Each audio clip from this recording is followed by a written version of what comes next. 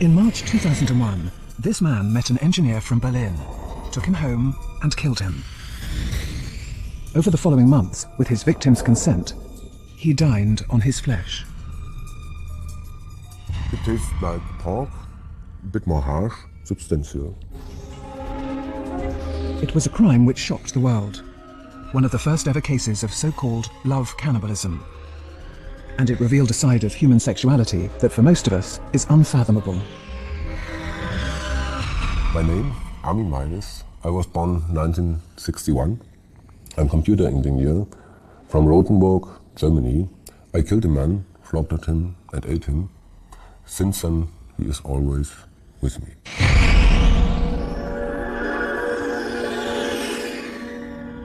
On the morning of the 10th of December 2002, police in Rothenburg, Germany, made a surprise visit to this isolated farmhouse.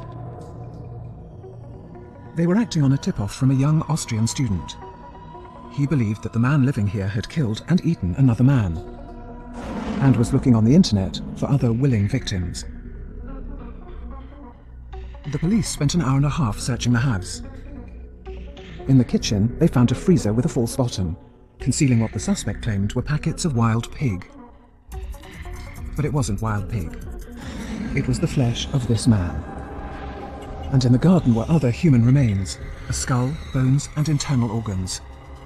Further confirmation of the grisly deed. There was no disputing what Meiwes had done. He had recorded every bloody detail of the slaying on video. There are times in the video where I jumped. Most disturbing was perhaps the scene where the penis was amputated. As a man, it makes you jump. You can't stop that happening. You jump automatically. Or when he cuts his throat. You know then that that's final. You know that a person is dead. That's very disturbing. And the video was central to the prosecution's case, which they said proved that Meiwes killed his victim for his own sexual pleasure. At a courtroom in Frankfurt in May 2006, he was found guilty of murder and sentenced to life imprisonment.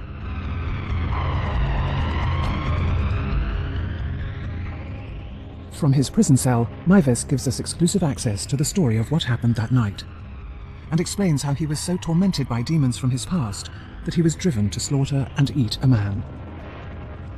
This is also the first time that a film crew has been given access to the crime scene itself. The house where Meiwes slaughtered his victim and dined over a period of months on his flesh. You eat the flesh, a steak or as beef with red wine and potatoes, and it was very important for Mr. Meiwes to eat it. Personal photos and home videos, many of which have never been seen before, give a remarkable insight into the man who would become Germany's most notorious cannibal.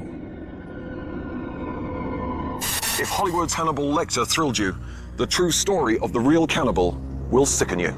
Die bizarre Geschichte des Kannibalen von Rothenburg hat vor einem Jahr selbst Hartgesottene schockiert. Lejos de España, el llamado Cannibal de Rotemburgo va a pasar en prisión el resto de sus días. La justicia alemana. In 2000, Armin Meiwes posted an advert on the internet. He made contact with Bernd Brandes, an engineer from Berlin, offering to sacrifice himself. They agreed to meet. We've been emailing and chatting on the internet since January, and we talked about exactly what would happen. Bernd had very bizarre ideas and guidelines how he had planned his end. When he actually stepped off the train, I was nervous and excited. And then we are coming into the room where Mr. Meiwes slaughtered Mr. Brandes. And the body is to be eaten.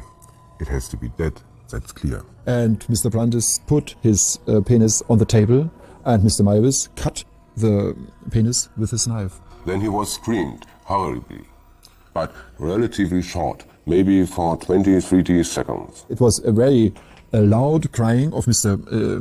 Brandes, and it after half a minute it was over. The blood was squirting from the open wound, similar to a fountain. And he was enjoyed when he saw when his blood is coming out of his body. He was enjoyed of it. It's terrible, but that I have seen on the video. Meiwes' life sentence will be spent here, a high-security prison in Kassel with around 500 other prisoners. It is not, however, a prison for the criminally insane. Professor Beyer, a psychiatrist and expert witness at his trial, has gone on record to say that Meiwes is not a danger to the public because he's in control of what he's doing. Armin Meiwes was suffering from a severe sexual preference disorder, or so-called paraphilia, but was perfectly able to control his impulses. Armin Meiwes is a very good example of a man who lived a double life. He went on sailing trips with his friends. He was a very normal neighbor. On the other hand, he was a monster in the media who was dining on human flesh. And the Meiwes of the tabloids is unrecognizable to the people who know him. He was a dutiful son who looked after his sick mother until she died. It definitely wasn't easy for him to look after his mother, but he did it really out of love. Nicole lived nearby and became good friends with Meiwes. He would often act as a babysitter for her 4 children. He often came and looked after the children. The children were always happy when he came, and they had fun with him. I trusted him completely. And also, after everything that's happened, I would still trust him with my children any time. How did a man like Meiwes become the cannibal from Rothenburg? And commit a crime so appalling that even today the footage of the grisly act is still too disturbing to show? And what about Brandis, his victim? What kind of person would willingly sacrifice himself to the perverted fantasies of another man?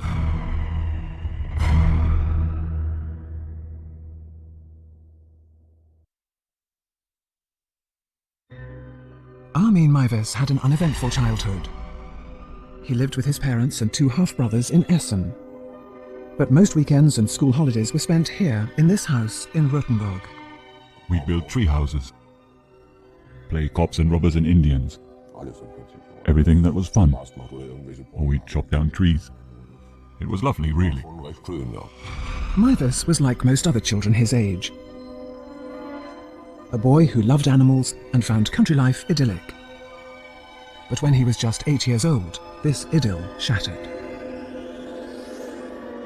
It was late summer 1969. Meiwes was playing with the children next door when he heard his father drive off. Worst was the moment when my father left our family. My father simply drove away with the car. I was running after the car, wanting to stop him. I screamed, but he simply drove away, not even looking into the rear-view mirror. That was a very traumatic experience for me. His 2 half-brothers also left home soon afterwards. Meiwes missed all 3 of them, desperately. Now I was the only man in the house. And I felt myself responsible for both houses and for my mother. This burden, which I took upon myself, was a heavy one to bear. And I wanted to share it with a younger brother. I'd always longed for a younger brother anyway, because I wanted to share with him the love and affection that my older brother had shown me. But with his mother already 50, he knew that this was impossible. And after 3 failed marriages, she had no desire for another relationship. She completely withdrew. She was probably also worried that if she started another relationship, they would leave her again. When his father left, he also emptied the bank accounts. And for Waltraud Meiwes, it was a financial as well as an emotional struggle. She used to cry, and she didn't know how we were going to carry on. It was her nature to keep herself to herself. She didn't have much contact with anyone in the village. His mother lived in that house pretty much 24 hours a day. Waltraud Meiwes constructed a fantasy life for herself. She saw herself as Lady of the Manor, with her son Armin as her knave. They would dress up in clothes from medieval times and decorate each of the house's 36 rooms for visitors who seldom came. This is where Meiwes' mother lived. The room looks desolate now, but before it was tidy, clean and in order, I have to say. His mother was a very domineering woman, as far as I can tell, and from what Meiwes has said. I think his mother controlled him, and Meiwes was the kind of man who let himself be controlled by his mother. She forced him, really, and Meiwes had to go along with it. She wanted what was best for him, but somehow she also ruled his life. She wanted him to fulfill her dreams. The young Meiwes retreated into a fantasy world.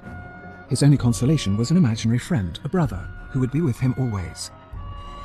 When he hit puberty, these feelings developed sexual overtones, and the imaginary brother became, for the first time, an object of desire.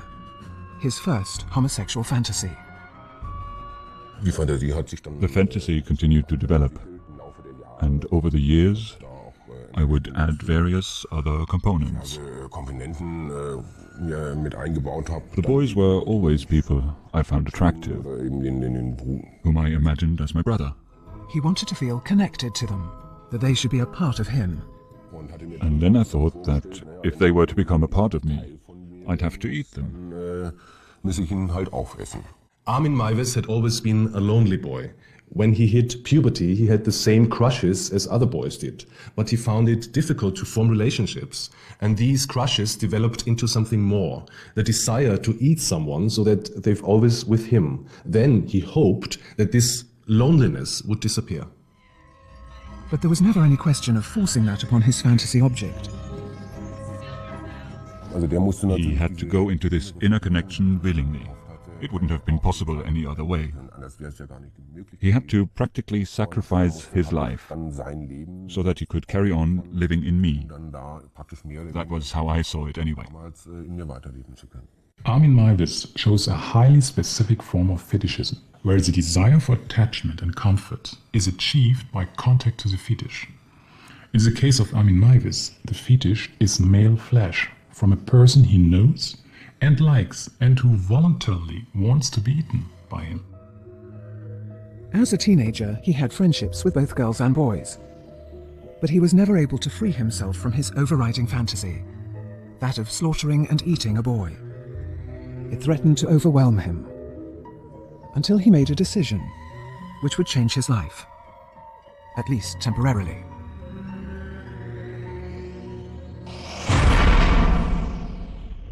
He joined the army. He was promoted several times. The men under his command trusted him, and for the first time in his life, he felt himself accepted by his peers. Joining the army also meant that he was able to leave home and lead his own life away from his mother. His fantasies subsided, and for the next 10 years, he was barely aware of them. His loneliness was filled with a job. I think because he had a job to do, he was too exhausted and too busy of thinking eating another person. While he was in the army, he even felt confident enough to apply to a marriage bureau, which put him in touch with a woman called Petra. The two started seeing each other and were, he claims, even engaged. But it didn't last. On the one hand, I wanted to be with someone, but I never found the right woman. And when the engagement broke down, I said to myself, okay, I don't need this anymore. Even as an adult, Meiwes found it difficult to escape from his mother's domineering influence. She had this big house and dreamed of filling it with people, with life, of having a big family. It's probably also the case that she had a certain idea of what her daughter-in-law should be like. The women Armin brought home, he always used to say, "My mother always finds a fault with every one of them." Despite his best efforts to become a professional soldier, he never succeeded. Meiwes left the army after 12 years and moved back home. To his mother. She never really recovered from a bad car accident she'd had in 1996, and Meiwes became responsible for looking after her. I would scarcely have left the room when she'd be calling me in the office or banging with her crutches. Every 5 minutes she wanted something else. She wanted tea, she wanted soup or something. It was terrible. 3 years later, she died. She'd had a heart attack in the night, and the day before she'd complained of a pain in her arm. I didn't think anything of it. I think that I gave her an aspirin. I brought her breakfast, as usual, and then I asked if she wanted to go to the doctor. No, she said it's fine. I went to work as normal. I had no idea what was coming. In many ways, it was a relief. Freed from the constraints of looking after her and of being how she wanted him to be, he could do what he wanted. But it also meant that he was free to indulge his dark side. A side he had barely acknowledged, even to himself, for years. When his mother died, the last person who kind of controlled him was gone. So he was alone in this huge house, and he was completely out of control afterwards. He was in the internet every night, and he had direct contact to more than 400 people in the internet, to other cannibals or possible victims. The internet had become a second life, a secret life. After the death of my mother, I'd had a good look at internet sites that had to do with death. And around this time, I'd somehow stumbled on cannibal sites, cannibal chat rooms. I took a good look at them and thought they were just fantasy. But there are so many ads, you couldn't believe it. There were people offering themselves to be eaten and were looking for people to eat them. It wasn't long before he answered some of the ads and met up with the men who'd placed them. My first meeting was with a cook. We created role plays and how I would slaughter and eat them. It happened often that we met in a hotel room. One of them even wanted me to label his pieces of flesh.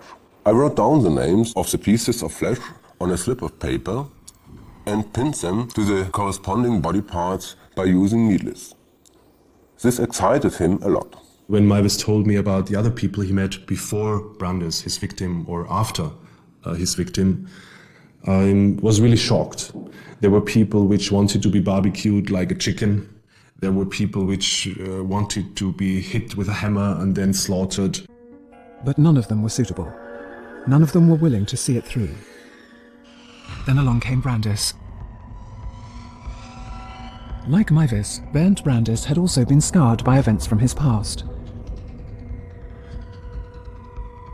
When he was 5, his mother committed suicide. His father refused to talk about it, and their relationship broke down completely after Brandes confessed he was gay. Presumable similarities between Armin Maivis and Bernd Brandes were that as boys, both did not receive the emotional acceptance by their parents that one needs. I mean the feeling of being loved the way you are and not the way you should be, a kind of basic trust and acceptance. On the surface, Brandes seemed the successful businessman. But there was another side to him. He was a sexual adventurer. In 1995, he picked up former rent boy Jimmy F. in Berlin's Bahnhof Zoo, one of the city's busiest railway stations. He wanted pain. He was really into pain. He wanted me to hurt him, particularly in the breast and genital area. But what he really wanted was for me to bite off his penis. He said to me, lay the knife against it. So I did that. I held it against him. At that moment, it excited him so much that he said, please, cut it off. Please, cut it off. Bernd Brandes wanted to sacrifice himself. A sacrifice is only significant if it is really something valuable.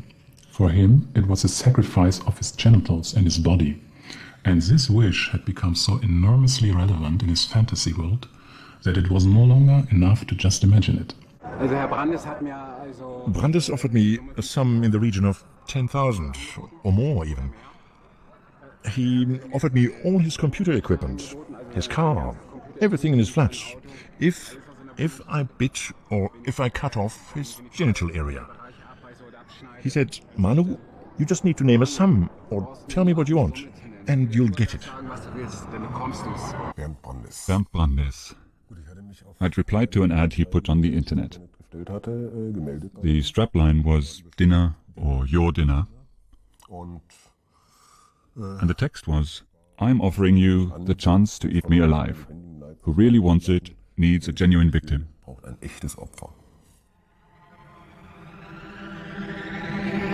In Brandes, Maivis had found the ideal victim. Someone whose fantasies provided the perfect counterpoint to his own. And while Brandes was a man who was confused about what he wanted, he was definite about one thing: the desire to have pain inflicted on him. Together they would form a partnership so diabolical that today one man is dead, the other in prison for life.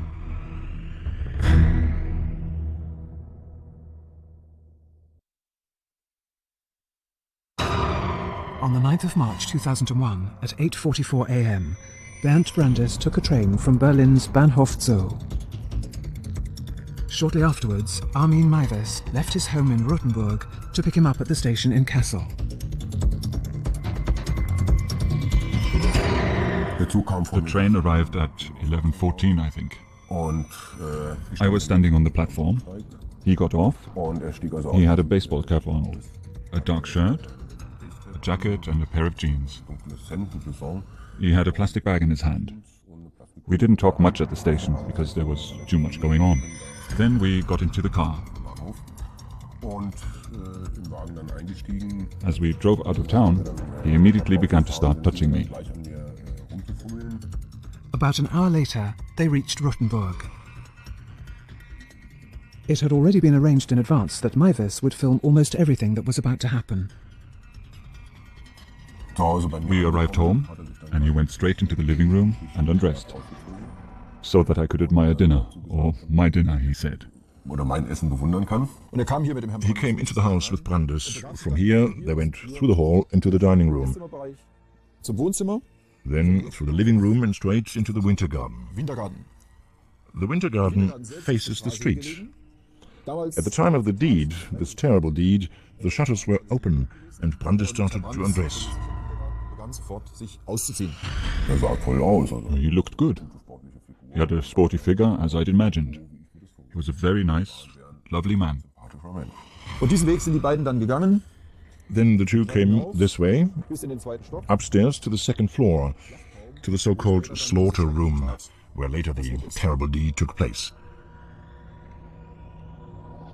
Geradeaus weiter kommen wir dann in den We're coming to the slaughter room. Dort stand auch das Bett. There is the bed, where Brandes and Meiwes chatted, undressed and lay down. And then they played love games. Liebesspiele dort gemacht. Yes, we had sex because he wanted it. But he didn't enjoy the sex. He said, "You can't do it. You're too feeble. You can't inflict the kind of pain on me that I want." He wanted to experience the ultimate high. And for him, that was to be eaten alive. That for him would be ultimate bliss. At that point, because Meiwes wasn't able to rip the flesh from his body, Brandes decided to go back to Berlin. At the station, however, Meiwes claimed that he had changed his mind. They stopped at a chemist and bought sleeping pills and cough medicine. If Brandes was sleepy enough, he thought that Meiwes would be able to cut off his penis with a knife. They came back to this awful slaughter room. There's a hook in the ceiling where the body of Brandes was later hung from. In this area, these marks here show where a bench and the table stood, where he later laid out Brandes' body. Kam dann der Herr Brandes später zum Liegen. Around 6:15 or 6:30 in the evening, he said, "I can't stand it anymore. Cut it off."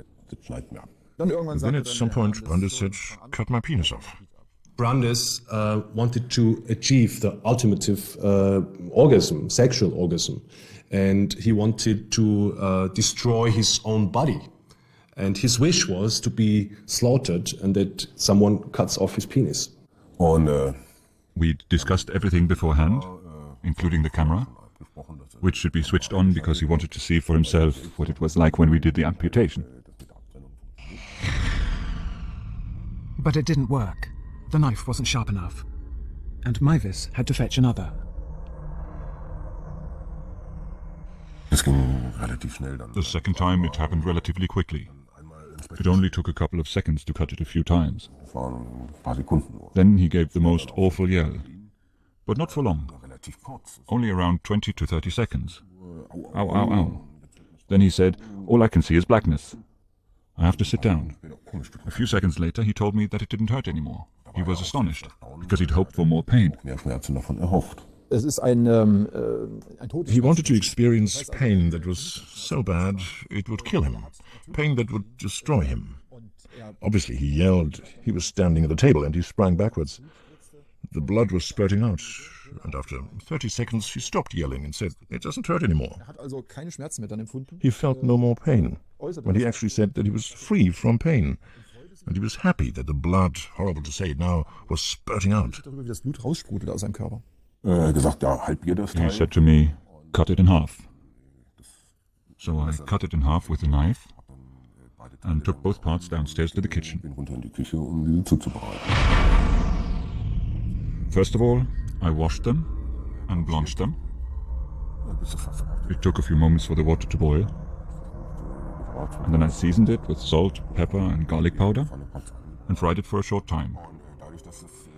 But the meat was so fresh that it shriveled up in the pan and wasn't really edible. I was relatively quick preparing it all, because I thought that because he had such a massive wound, he'd feel faint quite quickly. But he didn't feel faint, and he tried to eat it, and he was disappointed that he couldn't, that it wasn't edible. Noch mehr enttäuscht darüber, dass es in dem Zustand auch nicht essbar war. Around 9 p.m., Brandis complained that he was cold. Mavis ran a hot bath for his guest and checked on him every quarter of an hour.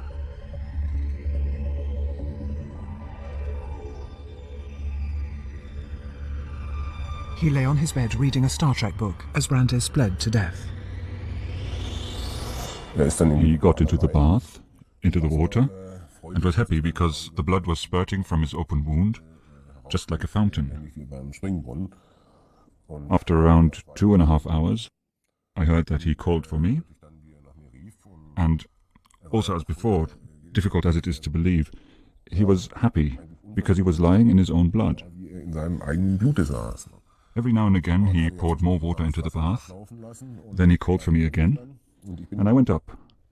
At that moment he decided that he would get out of the bath himself, but once he was out, he collapsed, unconscious. Mavis claimed that he dragged Brandis upstairs. Over the next few hours, he drifted in and out of consciousness.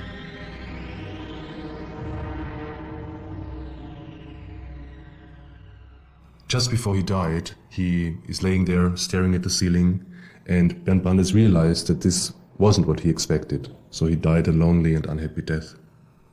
Around 2:30 in the morning, I heard him stumble upstairs. He collapsed in front of the bed. Then he tried to stand up, collapsed again, and didn't regain consciousness. I hesitated for a long time. I prayed and even kissed him on the mouth. Then I picked up the knife. You can see it on the video. I picked up the knife and put it down again. Then I kissed him again, picked up the knife and lay it aside. I prayed. At that moment, I didn't know what to do. I asked myself whether I should pray to the devil or God. And I asked God for forgiveness. Then I took the knife, grasped it in my hand, and after hesitating some more, I cut his throat with it.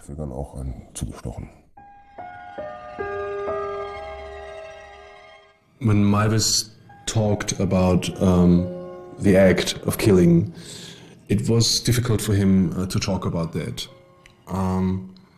I think this was not part of his desire to kill someone else. It was hard for him to use the knife and to kill the other person. When he was talking about the slaughtering and the preparation of the flesh, he was very normal. Mavis knew exactly what to do. He'd found sites on the web on how to slaughter a human being, and had been preparing for this moment for most of his life. Then in the slaughter room, after he was dead, I separated the head from his body. I hung him from the ceiling. Then I removed his organs and cut him in half. I poured hot water over the two halves and washed the body. abgebrüht und gewaschen. In dieser Gefriertruhe wurden dann die Teile, die der In this fridge were parts of Brandes, which Maibes had removed from him. eingefroren und davon hat er dann They were verzehrt. stored, frozen, and from time to time eaten. You can still see the marks where it's been screwed down by the police. Und The flesh was secured, the flesh of Brandes, horribly enough, but this is where it was stored. He put it in the freezer, put in a false bottom, so that you couldn't immediately see that a man's flesh had been stored in here. Schweinefleisch gelagert gehabt. Above it there was beef, pork, but underneath were the parts from Brandes. Soweit also zur Gefriertruhe. In der Küche selbst. In the kitchen itself, it looks like it has always looked, with the cooker, where he cooked normal meals, but also, of course, parts of Brandes. Die Teile von dem Herrn Brandes, die er When he wanted to eat him, he needed the kitchen to prepare the meal. benötigte. Das ist also dieser It all Bereich. looks very neglected now, but before it was all very tidy. You can see, there's the cooker, the washing up.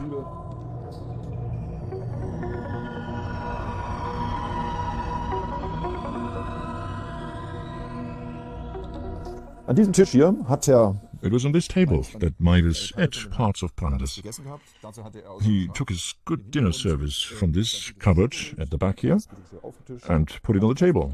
He lit candles, took out a good bottle of red wine, and prepared the meal, and then he ate parts of Brandes. gegessen. Das Essen, das hatte ich natürlich dann I had prepared the meal as a special occasion vorbereitet, habe also den Tisch and decorated the table with nice candles. dann dekoriert. Dann entsprechend schön. I took out my best dinner service. Und dann dieses I fried a piece of rump steak, a piece from his back, Steak gebraten. Dazu dann made what are called princess potatoes gemacht. and Brussels sprouts. Entsprechenden Rosenkohlgemüse. Und dann Then, after I'd prepared my meal, I ate it. der erste Bissen war The first bite was, of course, very strange. zunächst It was a feeling I can't really describe. wahres Gefühl, weil I'd spent over 40 years, 30 years, longing for it, dreaming about it. herbeigesehnt und gewünscht. Und And now I was getting the feeling that I was actually achieving this perfect inner connection through his flesh. The flesh tastes like pork, ähnlich wie Schweinefleisch. but stronger, more substantial. Although I don't think that other people would have noticed the difference had they eaten it. It tasted really good. Das schmeckt recht gut. 2 days after Brandes disappeared, his boyfriend reported him missing. But Brandes had erased the internet files on his computer, and there was nothing to link him to Maibes. But Maibes would become reckless. Over the following months, Maibes continued to surf the net, and he was keen to line up another victim.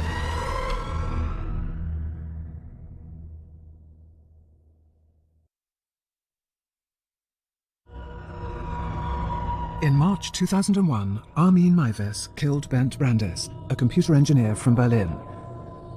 Over a period of months, he consumed 20 kilos of his flesh. Yet he continued to fantasize about eating a man he knew and cared about, and was searching the internet for another willing victim. When a young Austrian student emailed to ask how many boys he'd slaughtered, Maibes replied, "Let's just say I've got experience. In any case, you wouldn't be the first." The student reported him to the police. 5 months later, they turned up in Rothenburg with a search warrant. 6 policemen and women enter the house and they discover that there's a fridge. And there was a policewoman within the troop.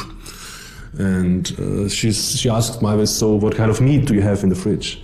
And I said, "No, this is just normal animal meat." And she looked at him and said, "You know, I'm a housewife. I know that this is not normal meat." Along with a few packets of meat, which they removed for forensic examination, the police confiscated other potentially incriminating evidence. His computer, a video camera along with numerous cassettes, and 3 knives, an axe, and a butcher's apron. It was only a matter of time before they discovered the appalling truth. Later that day, Maibes called his lawyer, Harald Emmel. He called and asked if we could represent him in a case which concerns him personally. I said, "You don't even need to ask. What is it about?" He said, "Extreme violence." I thought at first, Herr Maivis isn't a Nazi. I didn't really take it on board, because I couldn't see him doing anything like that. So I said, "That's fine. Come and see us and we'll discuss it." Then he said, "There's another thing." "What?" I said. "Would you represent me if I'd killed somebody?" I said, "What have you done?" And he said, "I've killed someone." And I said, "Where do you have him now? In the freezer?" And he said, "Yes. I killed a man. I cut his body into pieces and then I ate some of him." This was how our first conversation went. It wasn't long before the story exploded. He describes eating his victim as like taking Holy Communion. And Rothenburg, a small town in the middle of Germany, seemed an unlikely location for so exotic a crime. I said to him, it's going to be like a wave crashing over your head. There's going to be an uproar by the media. People will jump on you. They won't be able to understand what has happened. You'll need to go through all of this. He said he was aware of that. The case posed a problem for the German legal system. There is no law against cannibalism in Germany, and Brandis, as the video demonstrated, was clearly a willing victim. Due to the consensual nature of the crime, Maivis was convicted of manslaughter and sentenced to 8.5 years in prison. However, after an appeal by the prosecution and a retrial, he was found guilty of murder. The video provided crucial evidence for the prosecution's case against Maivis. It proved that Brandis was still alive when Maivis cut his throat. Yet the video was so shocking that only 19 minutes out of 4 hours was shown to the jury. Most of the people who saw the videos were physically sick. They had to go to the therapy afterwards, because it's not just about cutting flesh. It's also a very sad film, because you know that one guy is dying, and the way he is dying is so... it's just beyond imagination, I think. Whether Maivis regrets what he has done is debatable. I think regret is a too strong word for Maivis. I think he's starting to realize that what he did was wrong. And it's a slowly process. I did not feel that he really regret the slaughtering and eating of Brandis deeply. I do believe that he regrets the killing. And for those closest to the case, there is still doubt about whether either man, Maivis or Brandis, fulfilled a fantasy they'd been dreaming about all their lives. One of cannibalizing another man, the other of literally being eaten alive. These two men had a contract in a way that Brandis wanted that Maivis cuts off his penis. This was not part of Maivis' fantasies. The killing was not part of Maivis' fantasies as well. But of course it was the slaughtering and eating human flesh. So it was, for both, it was not what they expected. I've put the whole thing to the back of my mind. I try to remember the good days and the good times with him. And that's how I want to keep it. Today, I know that what I did was wrong. That this can never be the right way. The wishes, the fantasies you have, that these can never ever be fulfilled. And everything that you dream about will only ever remain a dream. What I did, even after I've done it, I always thought it could be more than just a dream. Today, I know that it can never be. Our series on cannibalism continues at the same time next week with The Cannibal That Walked Free.